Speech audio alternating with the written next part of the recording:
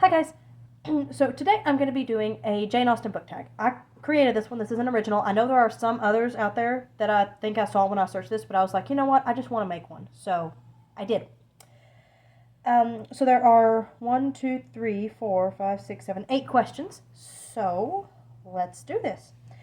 Alright, Sense and Sensibility, a book about family. For this, I'm going with A Beautiful Disguise by Rosanna M. White because this book revolved around a pair of siblings, but then also some of their friends who were like family to them. And that was a major part of the book, was like they were doing, basically what they were doing in the book was to protect their family. Pride and Prejudice, a book that deserves the hype. Yeah, y'all know it. It's Narnia. Obviously, it's my favorite series of all time, so of course I think it deserves the hype. Mansfield Park, an introverted main character. For this, I'm going with Selene Ravenwood from the Ravenwood saga because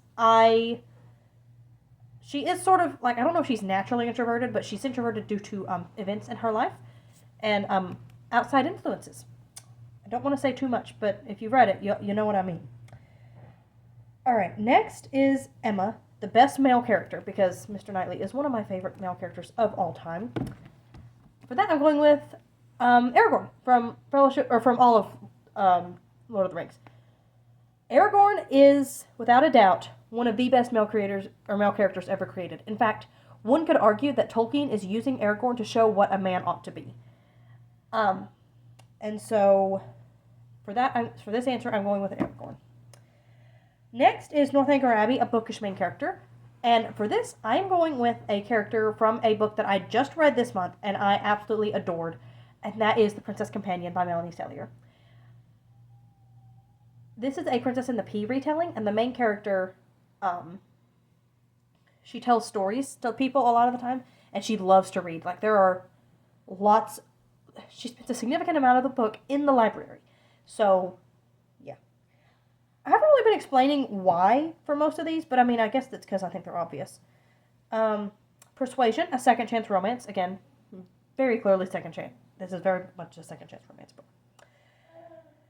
So I've got Lights Out by Natalie Walters, and Jack and Bryn are the two main characters, and I think they dated. They at least knew each other a while ago. Yeah, no, they dated.